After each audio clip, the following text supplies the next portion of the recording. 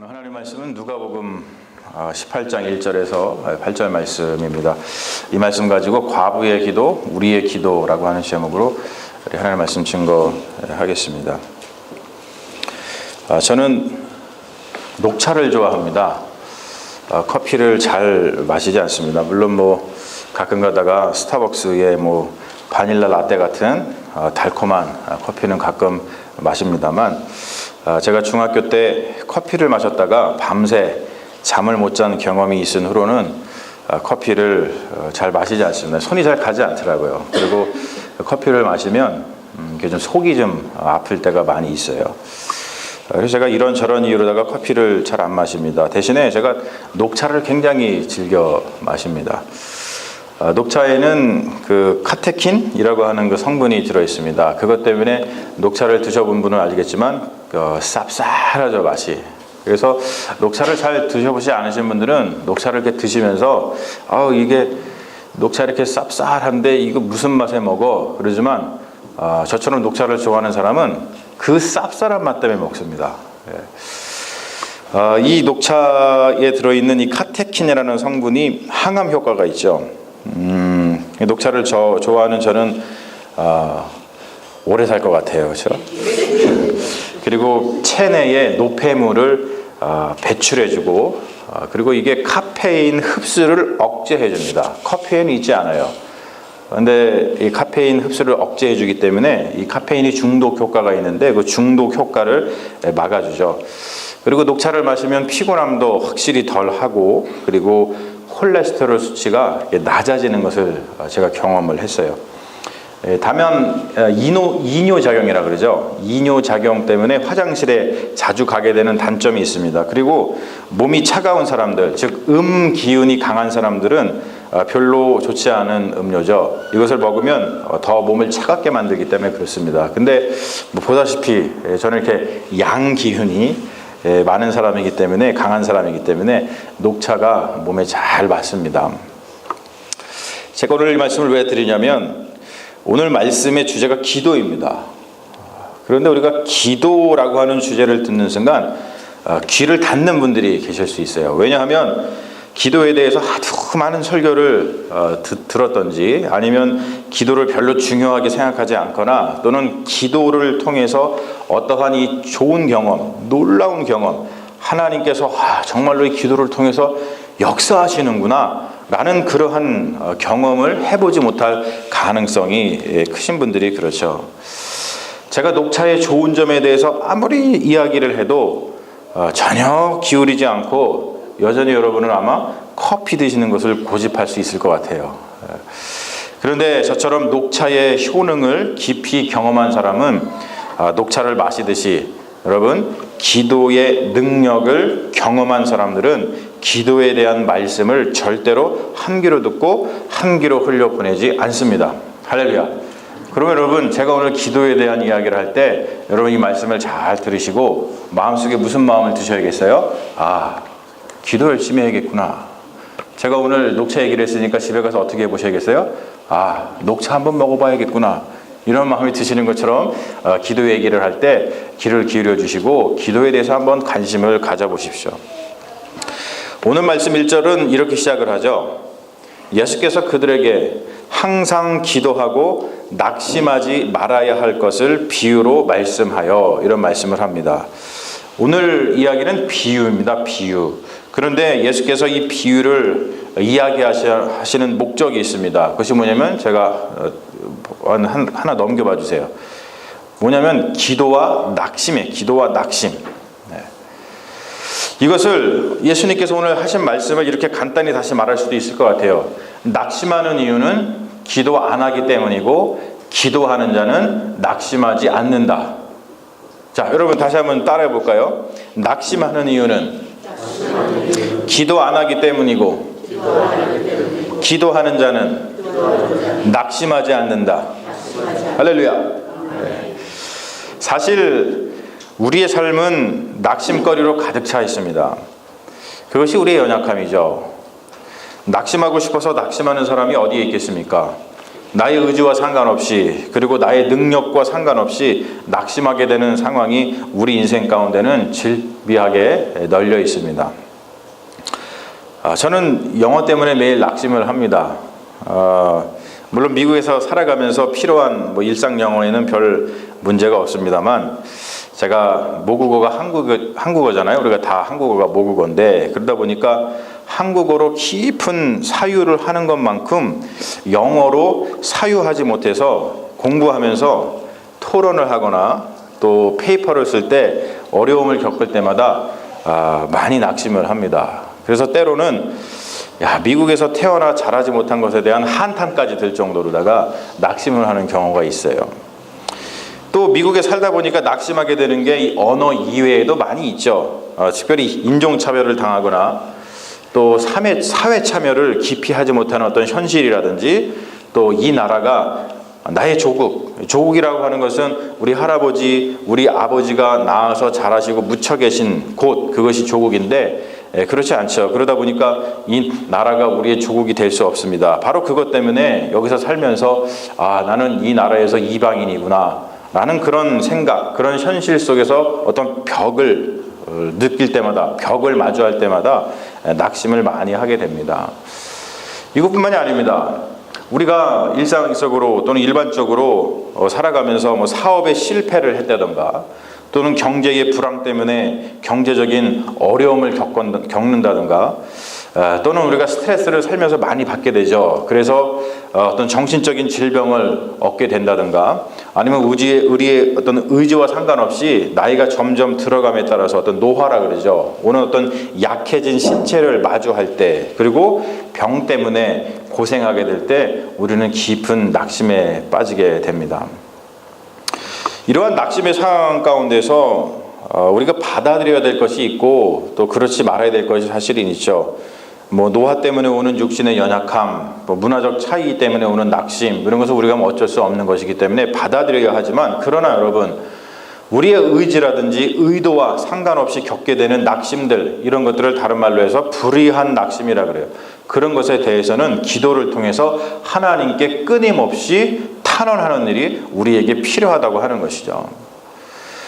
오늘 말씀의 비유는 불의한 재판관의 비유라고도 하고 간청하는 과부의 비유라고도 합니다. 누구에게 초점을 맞추느냐에 따라서 이 말씀의 제목이 달라질 수 있어요. 하지만 이 비유의 핵심은 뭐냐면 끊임없는 기도입니다. 끊임없는 기도. 불의한 재판관조차도 과부의 끊임없는 기도 때문에 그의 간청을 들어주었는데, 하물며 의로운 재판장이신 하나님께서는 우리의 끊임없는 기도에 응답해 주지 않으시겠느냐라고 하는 말씀입니다. 여러분 믿으십니까? 믿으셔야 돼요. 이러한 관점에서 우리는 두 가지 상황을 생각하면서 기도할 수가 있어요. 하나는 우리가 생활인이죠. 그리스도인으로서 살아가지만 이 세상을 살아가는, 그냥 예수를 믿지 않는 사람들처럼 똑같이 살아가면서 이 세상에서 겪는 일들이 있어요. 그것을 생활인이라 그럽니다. 그런 생활인의 입장에서 생각할 수가 있고, 다른 하나는 우리는 다른 사람들과 다른 그리스도인이죠. 예수를 믿는 사람들입니다. 그리스도인의 입장에서 우리가 어떻게 기도해야 될 것인가, 우리는 이 두 가지 상황을 모두 고려해야만 합니다. 우선 생활인의 입장에서 생각을 해보면, 우리는 살면서 나의 의지와 상관이 없고 능력을 벗어나는 어떤 어려움을 겪게 되는 경우가 많이 있습니다. 그때 여러분 우리가 어떻게 해야 될까요? 이거 어떻게 하지? 라고 하면서 조금 기도하다가 안 되나 보다, 그리고 자포자기 해야 될까요? 오늘 말씀 보면 아니라는 것이죠. 우리는 그 상황을 주께 아뢰면서 끊임없이 기도해야만 합니다. 성경의 대표적인 예가 사무엘의 엄마 한나인 것 같아요. 이 얘기 잘 아시죠? 사무엘의 아버지의 이름은 엘가나였습니다. 그런데 엘가나에게는 아내가 둘이 있었어요. 한 사람의 이름은 한나였고 다른 한 사람의 이름은 분인나였습니다. 그런데 분인나에게는 자식이 있었는데 한나에게는 아이가 없었습니다. 지금은 그렇지 않지만 고대 이스라엘 사회, 한국도 조선시대 그때에서는 마찬가지였지만 여자에게 자식이 없다는 것은 굉장히 어려운 일이었어요. 자식이 없다는 것은 사회적으로 큰 어려움을 당했죠. 그 옛날에만 해도 자식을 갖다가 또 뭐 소유 뭐 이런 거로 막 생각을 했기 때문에 많은 어려움이 있었습니다. 그런데 오늘 그 말씀을 보면 엘가나는 그 두 명의 아내 한나하고 분인나 둘 중에서 한나를 더 사랑을 했습니다. 그래서 제사를 드리러 갈 때에 엘가나는 한나에게 분인나에 비해서 분깃을 2배나 더 주었습니다. 그런데 그것이 한나를 만족시키지 못했어요. 한나가 원하는 것은 남편의 2배 사랑이 아닌 뭐였다고요? 자식이었습니다.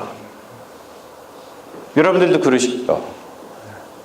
남편이 자식을 많이 낳길 바라요? 아니면 남편이 돈 많이 벌어다 줬으면 좋겠어요? 네? 그 일로 한나는 매일같이 펑펑 울었습니다. 펑펑 울었어요. 너무 우니까 엘가나는 한나에게 이런 말을 합니다. 어찌하여 먹지 아니하며 어찌하여 그대의 마음이 슬프냐?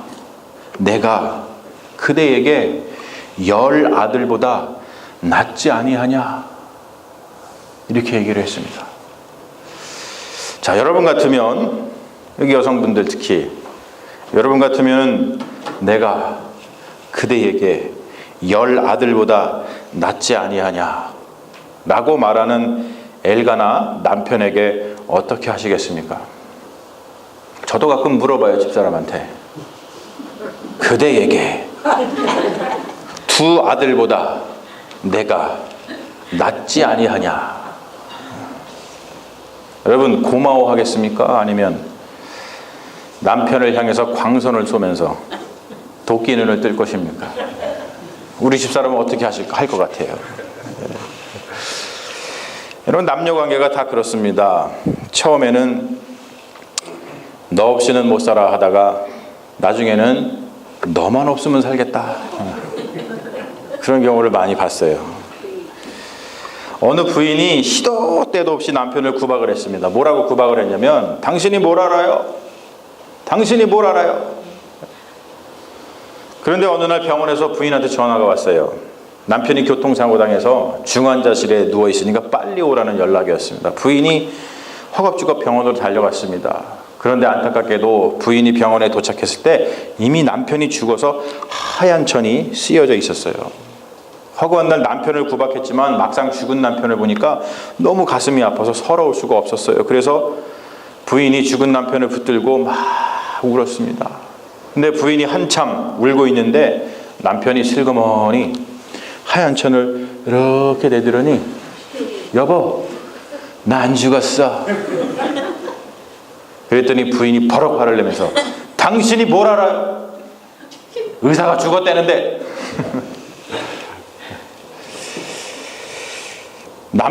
남편 엘가나가 부인 한나의 마음을 뭘 알겠습니까? 한나는 실로에 있는 성전에 가서 기도를 많이 했습니다. 그 당시 제사장이 누구였죠? 엘리였습니다. 엘리 제사장. 한나는 엘리 제사장이 성전 문설주 곁에서 앉아가지고 있던 말던 상관하지 않고 이 괴로운 마음을 하나님께 통곡하면서 기도로 아뢰었습니다. 한나는 오랫동안 끊임없이 기도를 했어요. 엘리 제사장이 한나가 기도하는 것을 이렇게 가만히 보니까 속으로 말하는 것 같고 입술로만 웅얼웅얼 막 그러면서 음성이 들리지 않은 것을 보면서 한나가 드디어 제가 어려운 마음이 있으니까 드디어 포도주에 술 취해가지고 저렇게 기도하는 게 아니라 술 취해서 저렇게 그냥 헛소리를 하는구나 이런 생각을 했습니다. 그래서 엘리 제사장이 한나한테 이렇게 얘기하죠. 네가 언제까지 취하여 있겠느냐? 포도주를 끊으라. 쉽게 얘기해서 한나야 술 좀 작작 마셔라 얘기를 합니다. 한나는 기도하되 남들이 보기에 술 취한 것처럼 간절히 기도했다는 거예요. 이렇게 기도했던 사람들이 또 있습니다. 예수님이 승천하신 후에 성령님께서 강림하시기를 기다리면서 마가의 다락방에 모여서 기도했던 예루살렘 초대교회 공동체가 그랬습니다. 그들이 성령을 받고 기도하는 것을 보고서 사람들이 그들을 뭐라고 비난했습니까? 술 취했다 그랬어요. 술 취했다. 여러분, 우리가 이렇게 기도해 봤습니까? 여러분의 삶의 문제를 두고서 주변 사람들이 보기에 술 취한 것처럼 기도해 봤습니까? 내가 지금 겪는 문제가 불의하다고 생각이 들거든. 내 능력이 되는 일이 아니라 내 능력으로 되는 것이 아니라 하나님의 도우심이 간절히 필요하거든. 사랑하는 여러분, 그 문제를 놓아두고 술 취한 것처럼 한번 기도해 보시기를 주님의 이름으로 축원합니다. 하나님께서 놀라운 역사를 베풀어 주셔요. 제가 이전 교회에 있을 때 교회 건축을 할 때 기도를 많이 했습니다. 한 번 엎드리면 4시간, 6시간씩 일어나지를 않았어요. 제가 지금 여러분께 기도 많이 했다고 자랑하는 건 아니고요. 그렇게 기도를 했습니다. 기도를 많이 하면서 건축을 하는데 어려움이 있죠. 근데 하나님 참 놀라운 은혜를 베풀어 주신 게 뭐냐면, 저희가 건축을 시작할 때 그 보험회사에서 목사님 보험을 들어주면 좋습니다, 그런 얘기를 하더라고요. 그래서 저희가 보험을 그냥 들어놨어요. 근데 건축을 다 마치고 나서 마지막 건축 과정에서 하는 게 뭐냐면 그 에어컨 설치를 합니다. 근데 에어컨 설치를 했는데 그 에어컨 설치한 것이 마지막이었고 그 에어컨 설치한 다음 날이 부활절이었거든요. 그런데 그 부활절 전 토요일에 에어컨 설치가 끝나고 나서 8시 정도에 끝났는데 그 밤새껏 제가 너무너무 좀 마음이 안 좋았어요. 그래서 부활절 아침에 해가 뜨자마자 교회를 딱 갔는데, 교회를 딱 가니까 웬걸요, 그 밤 사이에 도둑이 와가지고 그 전날 설치했던 에어컨 실외기에 그 커퍼가 있습니다. 구리를 싹 떼갔어요. 여러분들은 뭐 표정을 보니까 남의 얘기하니까 뭐 전혀 감흥이 안 오시죠. 뭐 그걸 떼가든 말든 뭐 내 거 안 떼갔으니까 뭐 무슨 상관이냐 얘기를 하시는데, 그렇지 않아요. 제가 부활절 아침에 예수 그리스도의 파헤쳐진 빈 무덤은 보지 못했지만 부활절 아침에 파헤쳐진 에어컨을 본 사람입니다. 그런데 여러분, 다행히 제가 기도 많이 했다 그랬잖아요. 다행히 여러분, 보험을 들어두라고 한 그 보험회사 이야기를 들어준 덕분에 그 보험으로다가 그게 다 커버가 됐어요. 할렐루야. 별로 남의 얘기니까 이게 참 이게 은혜가 안 되시나 모르겠어요. 여러분, 이런 역사가 일어납니다. 기도 많이 하면 이런 역사가 분명히 일어나요. 말할 수 없는 역사죠. 이런 거 한번 체험하고 나면요, 기도를 안 할 수가 없어요. 안 할 수가 없습니다. 두 번째, 우리는 생활인에 이어서 그리스도인의 입장에서 기도를 생각해 봐야 됩니다. 오늘 말씀, 이 누가복음의 말씀은 원래 누가 공동체의 상황 중에서 재림 지연의 문제 가운데 놓여 있습니다. 초대교회 공동체는 재림이 지연되는 것 때문에 낙심을 했어요. 자, 여기서 지금 예수님이 안 오시는 것 때문에 낙심되시는 분 계세요? 없으시죠? 왜 그런지 아세요? 예수님이 이제 안 오시나 보다. 여러분 생각하실지 몰라요. 우리의 믿음이 없어서 그런 거예요, 사실. 여러분, 예수님은 꼭 오십니다. 할렐루야. 예수님은 꼭 오십니다. 그런데 왜 이 초대교회 누가복음 공동체가 왜 예수님께서 오시지 않는 것 때문에 낙심을 했냐면, 지금 우리가 예수님이 오시는 것 때문에 낙심하지 않는 가장 큰 이유는 사실 예수 믿는 것 때문에 핍박을 받지 않아서 그래요. 여기 예수 믿는 것 때문에 핍박 받으시는 분 전혀 없잖아요. 전혀 없으시잖아요. 하지만 초대교회 공동체는, 누가복음 공동체는 예수님을 믿는 것 때문에 핍박을 받았습니다. 주변 세계, 로마, 유대 공동체로부터 엄청난 핍박을 받고 있었습니다. 그런데 그들이 그러한 핍박을 받으면서도 예수를 믿었던 이유, 첫 번째 이유는 뭐냐면 예수님께서 곧 재림하셔서 자신들을 영원한 생명으로 들이시고 자신들을 핍박하는 불의한 세력들을 혼내주실 거라고 믿었기 때문이었습니다. 그러나 자신들의 생각과는 달리 재림은 지연되었고 그들은 핍박 속에서 죽어갔습니다. 사랑하는 여러분, 사실 우리도 다르지 않습니다. 우리는 여전히 예수 그리스도의 재림의 지연의 문제 가운데서 살고 있습니다. 하지만 여러분, 우리는 예수님의 제자로서 그리스도인으로서 산다는 것은 정의와 사랑의 나라인 하나님 나라를 사는 것인데, 그 나라를 살다 보니까 이 세상의 불의한 일과 부대낄 수밖에 없습니다. 세상에는 엄청난 악이 많아요. 악이 엄청 창궐하죠. 그런 악을 대면할 때마다 우리가 기도합니다. 주여 어서 오시옵소서 라고 하는 기도가 저절로 나오는 악들이 이 세상에는 너무나도 많이 있습니다. 그리스도인들은 악에 더 민감한 사람들이에요. 여러분 혹시 세상에서 창궐하는 악을 봤는데도 예수님께 주여 어떻게 합니까? 주여 어서 오시옵소서 라고 하는 기도가 나오지 않는다면 여러분, 여러분의 정체성을 다시 한번 생각해 봐야 됩니다. 내가 과연 그리스도인이었는가? 우리는 세상에 창궐하는 악을 보면서 절망하고 실망합니다. 하나님이 안 계시나? 라는 불경한 생각까지 들 때가 많이 있어요. 그리스도인으로서 세상과 구별돼서 사느니 그냥 세상 사람들처럼 적당히 살고 싶은 유혹이 많이 있습니다. 그래서 우리는 한쪽 발은 세상에, 한쪽 발은 하나님 나라에 은근슬쩍 들여놓고서는 아무렇지도 않은 듯이 살 때가 많이 있죠.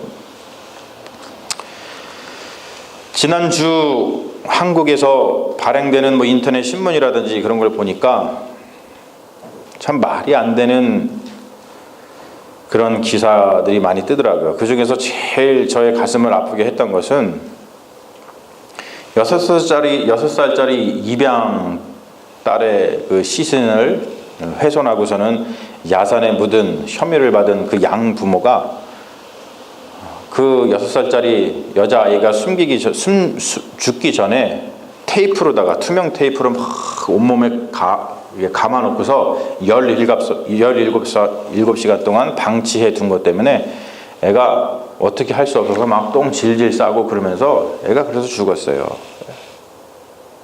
여러분, 세상에 얼마나 악이 창궐하면 상상도 할 수 없는 이렇게 끔찍한 일들이 우리 세상에 일어나고 있습니까? 이런 세상을 살면서 하나님께서 악이 창궐하는 불의한 세상을 심판해달라는 기도를 드리지 않는다면 그 사람은 그리스도인이라고 부를 수가 없죠. 우리는 이런 일을 볼 때마다 주여 불쌍히 여겨 주시옵소서, 어서 오시옵소서 라고 이 마음속 깊이 기도할 줄 아는 믿음의 자녀가 되어야 될 줄로 믿습니다. 주님께서는 우리가 끊임없이 기도하기를 바라십니다. 하나님께 졸라서 원하는 것을 받아내라는 뜻이 아니에요. 험한 세상, 악이 창궐하는 세상을 보더라도 절망하거나 실망하지 말고 끝까지 기도해야 됩니다. 나의 의지와 나의 의도와 전혀 상관없는 일, 나의 능력에서 벗어나는 일 때문에 괴로움을 겪고 있다면 그것 때문에 절망하거나 실망하지 말고 끝까지 기도해야 된다는 것이죠. 끝까지 기도한다는 것은 희망을 잃지 않는다는 것입니다. 러시아 속담에 희망은 맨 나중에 죽는다라는 말이 있어요. 희망은 우리를 부활케 합니다. 내가 죽었다고 내가 과부처럼 힘없고 힘없는 자라고 희망까지 죽고 힘이 없습니까? 그렇지 않습니다.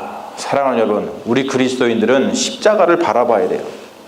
십자가를 볼 때 예수 그리스도께서 십자가에서 죽었다고 끝이었습니까? 그렇지 않았습니다. 희망을 끝까지 붙든 자는 부활한다는 거예요. 이것이 우리의 믿음인 줄로 믿습니다. 딱따구리 한 마리가 열심히 나무를 쪼개고 있었습니다. 그날도 여느 날과 다름없이 딱따구리가 나무를 쪼개고 있는데 갑자기 마른 벼락이 치더니 딱따구리가 쪼개던 그 나무를 반으로 쪼개버렸습니다. 이것을 보고 놀란 다른 짐승들이 딱따구리한테 와서 물었어요.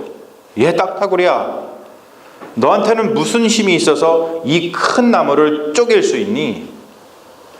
그러자 딱따구리가 이렇게 대답을 했어요. 나는 단지 나에게 맡겨진 일을 매일 끊임없이 성실히 수행했을 뿐이야.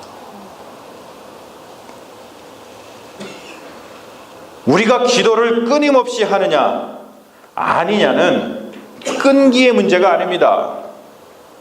여러분, 끈기가 없어서, 여러분 우리가 게을러서 끊임없이 기도하지 못하고 있다고 생각하시면 안 되는 거예요.